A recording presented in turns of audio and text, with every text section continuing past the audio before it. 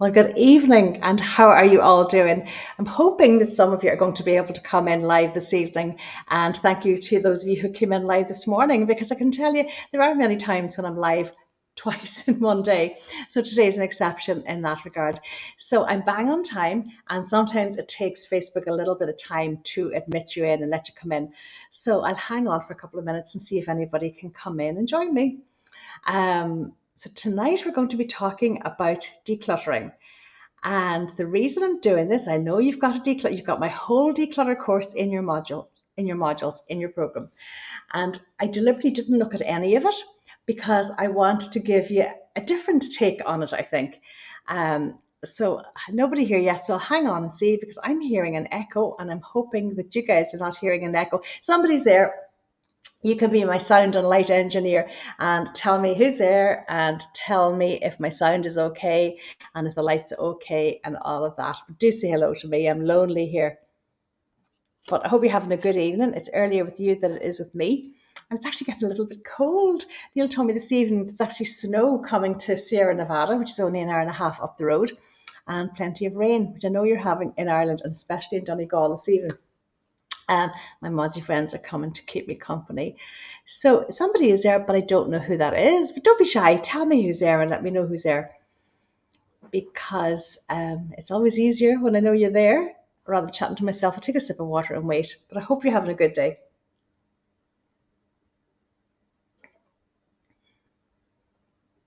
I've actually had a lot of water today. I aim for 2 liters every day. Today I've definitely had a lot more.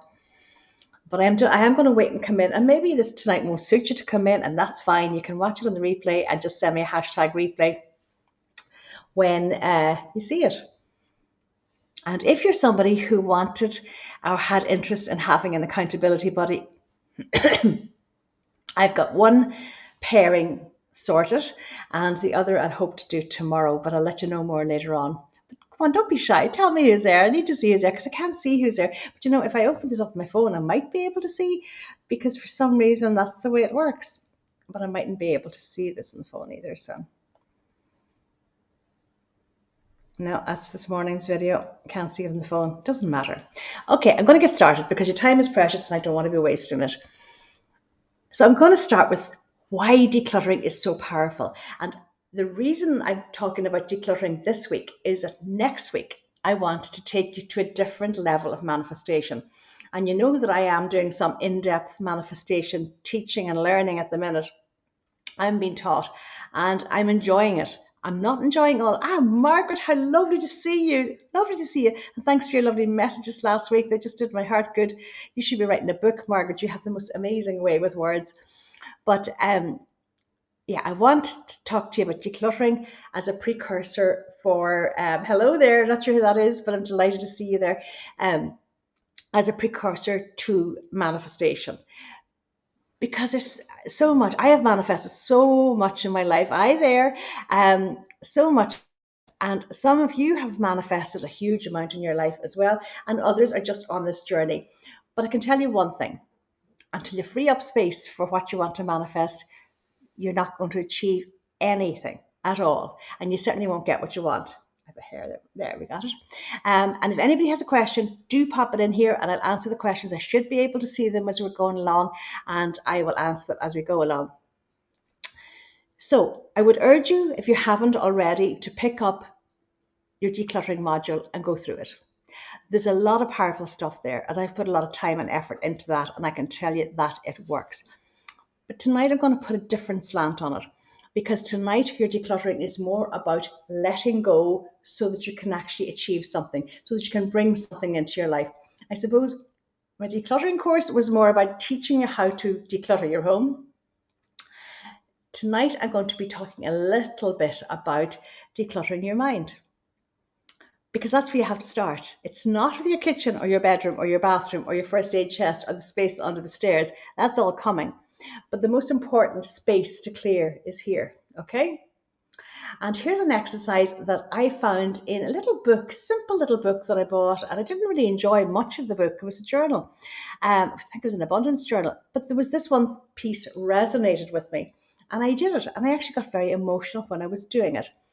And what it is what I want you to do is take negative feelings, any negative feelings from the past. It could be a past situation that you were in when you were very unhappy. It could involve illness. It could involve a failed relationship. It could involve difficult relationship. It could involve poor decisions that you made that impacted your life and your family's life. It could involve ill health. It could involve bereavement. It could involve anything that's made you very, very happy. Maybe a toxic work situation, maybe a situation from school. And today I unearthed, if you watched the video this morning, I actually unearthed something from an interview that I did to become a student nurse that I've never been able to let go. So I'll be working on that. So I want you to think of these things, any negative feelings that you have. And I want you to almost imagine getting a photo book, an old-fashioned photo album, and pasting in those images into the book. Okay?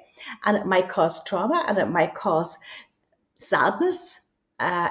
Emotions will definitely come up as you do this. You might want to write down what the experiences were, but imagine yourself putting them into a photo album. Okay? And then I want you to imagine yourself standing by a big, wide river with a fair bit of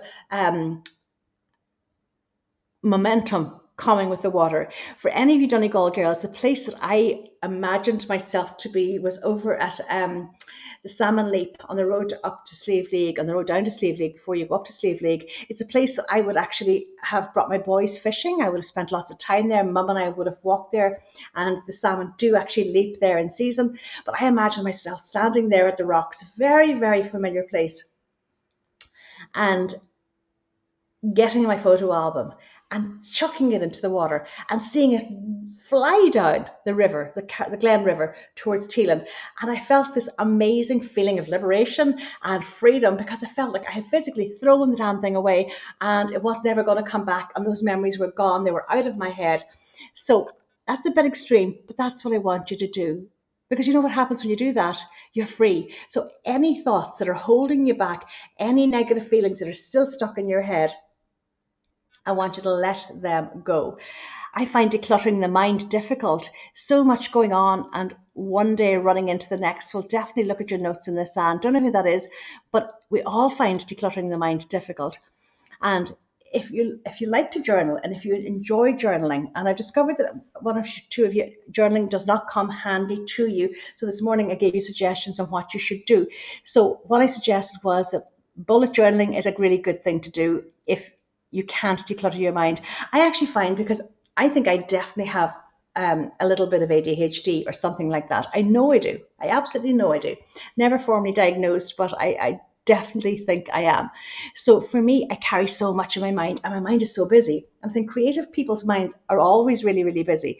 So there's 100 things going on, and you think you've got control of all of them, but you don't. So to be honest, what I do is, before I go to bed, if I have a busy day tomorrow, I will write. And do you know what I'm using? I haven't got it with me. I do actually. I do have it with me. I never have this far away. Katrina McLowan hasn't joined us yet, but she has joined bootcamp. But Katrina gifted us this, the Daily Planner for Busy Women. And the incredible thing is that Dolores in Dublin went off to get a journal in Easton's or somewhere, and she actually picked up one of the Get Up and Goes. So that's a coincidence, because she wasn't at her day in Harvey's Point, but she will be at the day in Dublin. Gosh, people are booking the hotel already for the 8th of October. Can't believe that. The Cork women are way ahead of us. I got emails this evening saying, can't wait for the tickets to come on pre-sale because I've booked the hotel already. But what I do with this is, the night before, I will actually write down, say there's a couple of things that I have to do today. Like today, what did I have to do today? I had a lot to do today. I've lost my page. I had to work on the Ticket Tailor sales page for the new event.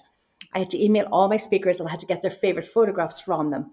And I had to, there was stuff that I had to do for a client in Cavan. I had to get in touch with the tiler, I had to get in touch with the tile shop, I had to get in touch with Fireplace Place, loads of stuff to do. Before I went to bed last night, I wrote that down. And what that did is, it takes it out of my mind and I can get a good night's sleep. Otherwise, I'd be thinking, oh my God, what have I had to do tomorrow? And I'd be at a buzz. So writing it down very simply and quickly, and forgetting about it is exactly the right thing for me to do.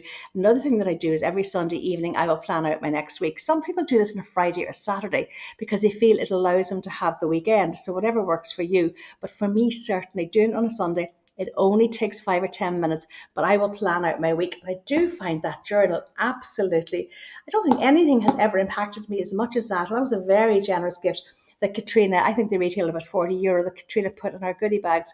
And I'll tell you, I'll be hard pressed for the Dublin goodie bags to be as good as Donegal goodie bags, but I'll try. And already people are coming up with lovely ideas for me. But you're not alone. Don't know who that is. I wonder, is that Margaret? Might be. But decluttering the mind is difficult. But there are tools like that, trying to get what you have in your mind down on paper. So even if you don't like journaling, maybe have a notebook that's your brain dump book, that you actually put things that are causing your mind to feel too busy. Because when your mind is too busy, you actually feel anxious and you probably feel stressed. Lorna, oh my goodness, Lorna, hello Anne, just come in from Dublin getting eye drops in. Well, I hope somebody is putting those eye drops in for you and then it's not you. And I hope you're listening, not watching. Wonderful announcement to make this evening. Lorna had her surgery yesterday morning. And we were all rooting for her and praying for her and thinking of her. And it appears that her surgery has been a success. And she's had her post-op evaluation and her pressures and everything looked great. So she headed for the hills of Donegal this afternoon in the rain, and she's home now. So my darling girl, we are so delighted. And I know you've been doing a lot of decluttering. And I know you, Lorna, because you're one of the busiest people that I know, and you're one of the most giving, selfless people that I know. And I think for you, the fact that you've done so much decluttering in the house and you're changing things around and you're having furniture repurposed is going to give you a whole new lease of life. Because let me tell you, your home affects your mindset. And conversely, your mindset affects your home. So if your house is coming down with generations and years and years and years and decades of stuff, and Anne actually told me that she does accounts, and I hope she doesn't mind me saying this, but she said she had loads and loads of paperwork in her attic. And I think it was last week, she got a guy in with a shredder to professionally shred and remove everything. And she feels fantastic. And it's only when you do it that it feels so amazing. So I do want you to take it at your leisure, but do go through, even if you only listened through the little modules before this day next week, I will be doing a massive session on manifestation and teaching you things about manifestation that you haven't heard before, that I haven't shared with you before, things that really work. But you have to clear the space energetically. You have to clear that space in your mind so that you want these new things to come into your life. You're telling the universe you're more than ready for these things that you want to come into your life.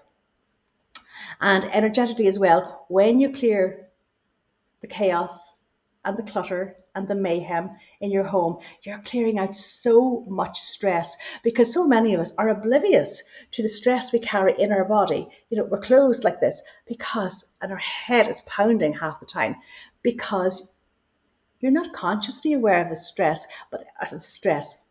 You're not consciously aware of the stress is caused by the clutter. You're not consciously aware of the clutter. Sometimes you are, most of the time you're not. And oftentimes it is the clutter that you can't see that will have the greatest impact on you. Say you've got 2 drawers under your bed, chocked, full of clothes that you'll never wear again, or shoes, cupboards groaning down with stuff. Your walk-in wardrobe or your wardrobe is just full of clothes that you don't wear and will probably never wear. And you wear the same things all the time, but it upsets you to look into this wardrobe and just see the mess and the chaos, when if you opened it and it was organized. I'd be honest, I was invited to a swishing event here in Almanecca next Saturday. The gorgeous, glamorous ladies from Almanecca are having a swishing event, something that we could all do. I never heard of a swishing event, but it's where you bring 5 items of clothing or shoes or bags or whatever, jewelry, and you sit and have a glass of wine and we swap. I thought that's a brilliant idea. And I realized there isn't one thing in my wardrobe here, not one thing that I want to get rid of. The only thing that I might are the shoes that I bought for Ashling's wedding. My niece got married on New Year's Eve. They're extremely high, 6-inch heels, and they're silver and spangly and glittery. And probably the only day I would ever wear them, or only night I'd ever wear them, would be on New Year's Eve. But I realized there's nothing in my wardrobe here because I cleansed so much before we left. Uh, there's some winter clothes in the house in Carrick for sure, coats and stuff like that. Um, but I got rid of so much because I knew I was not going to be using this again. And over the past couple of years, I've been doing this all of the time. Before we left the big house in Cornegale, I did exactly the same. I cleared my walk-in closet, mostly of formal clothes, because I realized I think the days of me going to formal black tie events and stuff like that are long over, and life has become more casual. But so you have to clear to receive. And not only will you receive what you want as well and be happier and more content, your family will. That stress is gone. One of you who has young kids said to me that the stress in your house is driving you crazy. And you've also said that you're stuck in a rut, and I've got a partner for you. So if you're watching tonight, I think things are going to change in your house very, very, very quickly. But letting go is the most kindest, most generous, most loving gift that you can give yourself. So go through the modules. And I'm going to go through them myself tomorrow. I'm going to go through them before this time next week, but I didn't want to look at them tonight because I didn't want them to influence what I was going to say to you. And some little tips that I can give you that I hadn't given you before that makes it a little bit easier. If there's something that you know you don't really want anymore, maybe it costs a lot of money, maybe it was a gift from somebody you like, but you know it has no purpose, maybe it's belonged to somebody dear to you. I did this a lot with some of Mum's things because I actually waited one full year before I could clear out my mother's things. And it took all of that time. But when I did it then, I actually did quite ruthless clear out. And I donated so much to the charity shops. Mum had, because in the last years of her life, she became well, not the last years, last months, really, last 6 months, she became very well. And we used to go shopping a lot. And we go to Menari's and Marks and Spencer's and places like that, Michael Hinney's. And she bought loads of clothes. And the labels were still on those clothes. So I felt good and donating them and giving them away. And I kept one coat of hers. It was a black coat with a black and white fur lining, I think, and a collar. And I love it. That's still in Carrick. I'll never, ever get rid of that coat. For the longest time, I felt I could smell her and smell her perfume. She was a Chanel lady, and I felt I could smell her. And then over time, of course, I couldn't. But there was a comfort in that. And I think getting cushions or teddy bears or whatever made from maybe a shirt or a sweater or something that a loved one wore, that they loved, that you loved on them, is a good thing to do. But what I did with some of Mum's stuff was, these were things that were in the house, not obviously not clothes and things like that. I took a photograph and then I donated. And I think when you donate rather than sell, it's way more powerful, because when you're donating something either to a friend, to a neighbor, to somebody who needs what you have to give, to a charity shop, you feel so good. You feel generous. You feel empowered. You feel you're really, really, really making a difference to somebody's life. I told you before we left the second house to come here, I discovered that there was a gorgeous young girl who had come out of a difficult marriage and was moving herself and her two kids into a house with no furniture. And somebody I know said to me, "Anne, do you know anybody who's got furniture?" Or actually another friend actually saw a post on Facebook. That's what it was. Another friend saying, this girl is looking for furniture for a friend. And I rang this girl. Her name was Sally. And I said, look, I think I can furnish that girl's house. And we did. And I can tell you, as a family, we felt so good. None of our boys needed any of this. We had no other house to put it in. Every house was full. So we gave her everything. And her mother actually came to visit us and was so thankful. And we made such a difference to her life and her two kids' life. And you know what? It was so easy to let it go. If I was to sell it somewhere, I don't know, I wouldn't have any interest in doing that really, and I certainly wouldn't have felt good, so I probably would have held on to it because I couldn't be bothered selling it, and you wouldn't get much of a resale value on any furniture anyway, even on good furniture. So remember that donating rather than selling makes you feel good, and it makes you genuinely feel good. You know the way in the morning when you're doing your gratitude work and you actually get up and you actually feel really, really good? Anne told me this beautiful little saga about, because her life, she's been through so much, and she would wake up in the morning in dread and feeling anxious and wondering what's going to go wrong today. And I can certainly, most certainly, relate to that, because at the depths of my despair, every day I expected something to go wrong. And you know what? Most days things something did go wrong. And now she said, like I cried saying this, she says she wakes up, her anxiety's gone, and she actually expects something great to happen. And isn't that wonderful? That's absolutely wonderful. Now, she's not finding journaling great, and I wouldn't worry about that, because you'll find your own way of journaling. You might buy a 5-minute bullet journal, and that's enough for you. Or you might journal once a week. I'd love if you did every day, but I don't care. You'll find your own way. So I think the girls who are struggling at the minute, I think, are stressing a little bit. You're probably perfectionists and you want to be doing everything right. There is no right. There is no one size fits all. We are all different. We're all beautiful. And every one of us is different. And every one of us, thank God, does everything differently, because life would be very boring if we did everything the same. So don't stress about it. Stick with us. The women here in this boot camp are, I can tell you, the most exceptional women I've ever come across in my life. And I think this morning I said, ordinary women living extraordinary lives. And that's what we're doing. We're committed to making the best of our life. We're committed to making the best of ourselves, whatever age or stage of life we're at. And we're all like-minded. And that's why I like the idea of the accountability buddy for you guys, because your best friend mightn't necessarily be going through a self-development journey like you do, like you are. They mightn't even understand it. Because I can remember talking to somebody before our day in Harvey's Point, somebody who organises lots of events. And I told her what I was planning to do. And I obviously didn't explain it too well, because she didn't get it. And she said, oh, for God's sake, she said, would you just have a fashion show and throw them afternoon tea? I thought, oh my God, you're not in my tribe. And I parked that idea right there and then, because I knew exactly what I wanted. And I have a big wall to climb in front of me, because I'm trying to make the day in Dublin even better. Lots of ideas in the pipeline, lots of things organised already. So it's exciting, very, very exciting. Message coming. Lovely story, Anne. Well done. That was the furniture.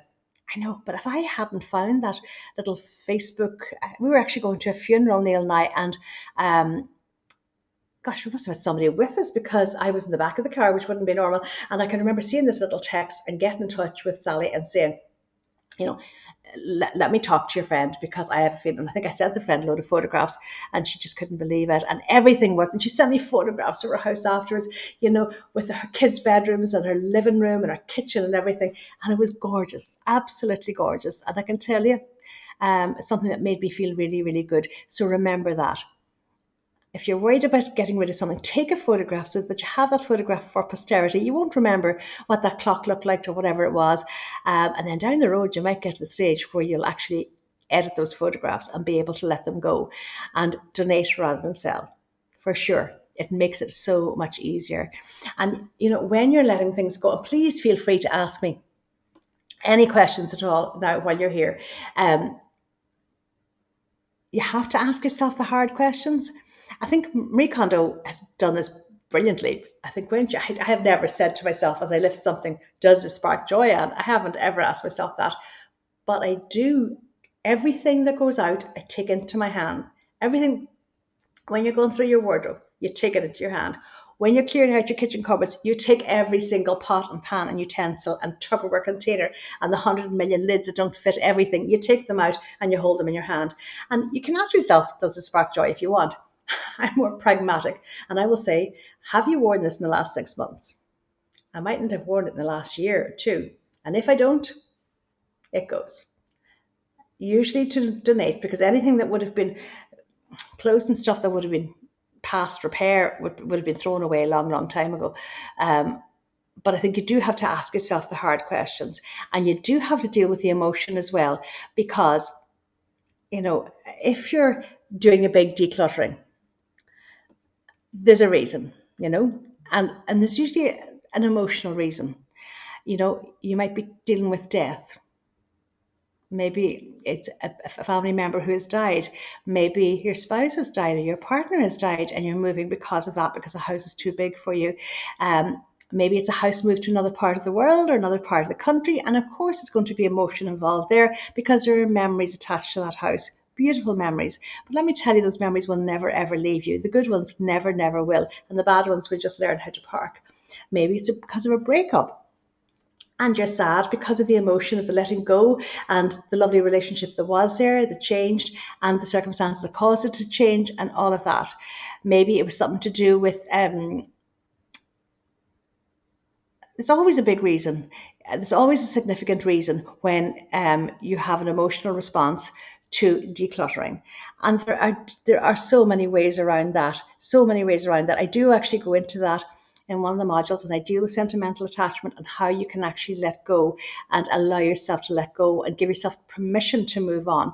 Because if somebody you love died, I love my mother more than anything in the world. But I couldn't hold on to every single thing that she had in that house. I just couldn't. So I definitely was able to let go. It took me a year, mind you. It shouldn't have taken me a year, but it did. But remember too that I was in when I was that really bad place. So I wasn't able to do it. I just wasn't able to do it. But the day that I decided to do it, I did it, and I did it with love. And then, I remember redecorating that room. She had a room in our house that she would stay in. It was her room when we were there, and I completely redecorated it. She would have loved it. And that was maybe my gift to her to do that. But you have to be able to let go. I'm resonating with your story about that lady asking you to do a fashion show. I'm organising a charity event and called someone for a price of one of the services we need. 2 minutes into the call, she was telling me it wouldn't work my way, but she had a better plan. I just thought unbelievable. She didn't get it. Who's that? Tell me who's that. And I've organised some events, and if it's a charity event, and I know people are tortured. I know people are absolutely tortured. As Breach, okay, Breach. People are tortured because they're asked to participate in charity events all the time. Well, that's not your person. That's for sure. That's not your person. But I find that for charity events, you will, particularly if you can find somebody who can offer the services, who has an alignment with that particular charity. I can remember quite a long time ago. Oh gosh, there's a lovely interior shop. It's called Taylor's in Boyle. And I can't think, because Caroline Taylor rang me and she said, Anne, we're having a huge big fashion event for cancer research. I can't remember exactly what it was, but it was a cancer charity. There was a big fashion show. There was I think Neville Knott was there. They asked me if I'd be there, do an interiors bit, and I did a whole interiors workshop and all the rest. It was fantastic. But I thought, it's Friday evening and it's in Boyle. Now, she asked me first would I come and do a charity event for her. And I thought, it's Friday evening, it's Boyle. I don't really think I want to do that. The boys were in school at that point. And then she said, it's for a cancer charity. And my sister-in-law had just been diagnosed with ovarian cancer. And just like that, I said, Carla, whatever you want to do, I will do. I will come at my own cost. I will do absolutely everything that you want to do. And we had an amazing night, and she raised loads and loads of charity. So I think your vibe attracts your tribe. And Breach, you are so amazing. I'm wondering, Breach, I know you and I know your love of animals. And is it an animal rescue pet charity? Because I read today that a lot of the rescue centres in Dublin they're inundated with people taking back their pets, and the new kids on the block are buying the new houses. Maybe they're not buying them, are not having their first dogs. I'll talk to you a wee bit more about that, Bridge. But I can tell you, you'll find your people, and you won't have to pay People will volunteer. And I think people are selective about what they volunteer for. So cancer charity, you'd always get me. RNLI and the lifeboats, you would always get me. Rape crisis centre, domestic violence, you'd always get me. They're probably my favourite charities. I remember, this is totally off the wall. I think we were in Dublin, or maybe we were back in Letterkenny, and this guy rang the doorbell, and he was some charity football club local, and Neil said, we actually subscribe to 3 charities, and that's exactly what it was. It was a rape crisis centre, domestic violence, and RNLI. And the guy said to him, women always get the charities, and walked on. I've never forgotten that, and that was years ago. But it was a wake-up call for me when I was planning the day in Harvey's Point. She's done loads and loads of events, but she didn't get what we were after, and she couldn't appreciate the sort of the solidarity and the enjoyment and the fun and the connection, never mind the learning and the inspiration that we were going to get, that we certainly weren't going to get from a glass of cheap Prosecco and a sandwich and a fashion show. So there you go. Okay, totally lost my train of thought, but sure, nothing new there. Photographs are another big one. We all have so many photographs. Although the upside of that is that now, because of our phones, an awful lot of our great photographs are on their phone. So I would urge you, think to yourself, I'm going to go through all those photographs. They're in a massive big box in the attic or under the stairs. But before you do that, I would actually ask you and urge you to go through your phone and find photographs of your kids and happy events and current things, and get those photographs printed and put them into frames, because we're not doing that. Or do a beautiful gallery wall of these gorgeous current photographs that will put you in good humor every time you go past them. But when you're going through your photographs, I would make a nice occasion of it. Maybe sit down with your family, have the glass of wine or Prosecco, have the cup of tea, and go through your photographs. And I have a couple of rules. I think this might be included in your declutter module. If there's any photographs that are blurry, or that somebody doesn't look great in, or a photograph that you wouldn't want somebody else to see of yourself, just get rid of it there and then. Have a bag, get rid. If there are duplicates and these photographs might be precious to somebody else in your family, keep one for yourself and put the rest aside. But it's very easy to whittle down what you want to keep and what you don't want to keep. I can remember doing this with, I think I actually did it when I was doing one of the declutter modules way back then, because we were going to be moving anyway, and I did many's a declutter challenge. But I can remember going through all the photographs, and I found lots of photographs of a really dear friend of Mum's who's now in a nursing home with Mum and with family and with friends. And I took all of those out and I put them to one pile. And then I found other photographs of Mum's cousins, extra photographs, her cousins in Dublin, her cousins in Derry, her cousins in Donegal. So I put those aside as well. And I had all these little piles. And what I did was I actually posted them with a card to these guys. And I can tell you, Margaret in the nursing home was so delighted to get these gorgeous memories back that otherwise would have been sitting in a box forever under my stairs. And I remember the night Mum died as well. She died in the evening time at about 6 o'clock, and eventually we had to leave the hospital. So we went home, and I can remember we did open a bottle of wine, and it was just myself and Neil and Jack and Brian. And Richard wasn't home, and he was away when she died. That was another disaster. But anyway, and we couldn't get him back because of the Eucharistic Congress in Ireland. But we sat down and I pulled out the photographs and we went through all these photographs. And it was just such a joy, because there's so much that you have in your house that is a joy. Another thing that you might find when you start decluttering, you'll find things that you put away for good use that you've never used. Beautiful perfumes and candles and nice things. Take out the nice things. COVID taught us that. Take out the nice things and use the nice things, because you deserve to use the nice things every single day of your life. Another thing that I hadn't meant to say to you, but I'm going to, and that is, be careful too about smells. If somebody gives you candles and scents and diffusers and things like that, I always encourage you to have a signature scent in your home. And I'm delighted to say that Alison Banton of Brook and Shoals is going to be one of my very special guests on the 8th of October. She was actually at the Image magazine, have a very select, fabulous meet and greet, or it's a whole big event that they have maybe once a month, and she was one of the keynote speakers last night. Apparently she was brilliant. But scent is really important. Your memories are caught up in scent, from the smell of your mother baking an apple tart or brown bread in the kitchen, to, for me, my granddad's pipe. Even though I don't like the smell of tobacco or smoking, and I remember the smell of his pipe quite fondly, and nestling up to his tweed jacket, and that pipe smell, it was like a minty smell, and I loved it. But there are other smells that I can't stand, that will remind me of people and events that I don't want to ever be reminded of again. So I do encourage you to have the signature scent going on in your home, and you can have a summer signature scent and a winter signature scent. But wait, what you do when you do this, it actually creates the smell of home. I know that my boys all know the smell of home, and that when they go away, they'll find a little candle in a bag that mum has sent to remind them of home.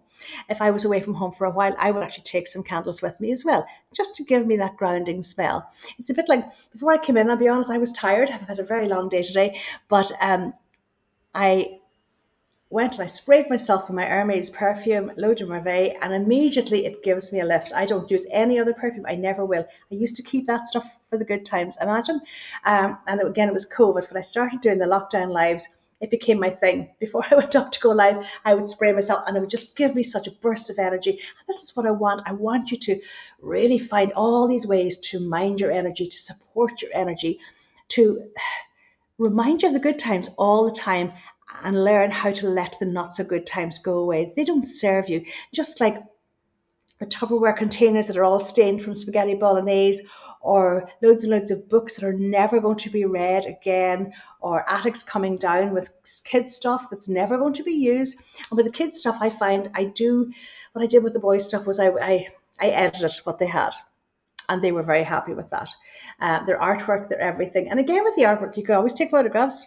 You don't have to have this big A4, A5 size sheet or A3 size sheet of paper. Multiply it by 100 in your attic. But the more you do it, and I think it's an attitude. Just like I want you to have this attitude of gratitude that starts your day and propels all the goodness into your life, I want you to have this attitude of being able to declutter, being able to let go, even when there's sentimental attachment.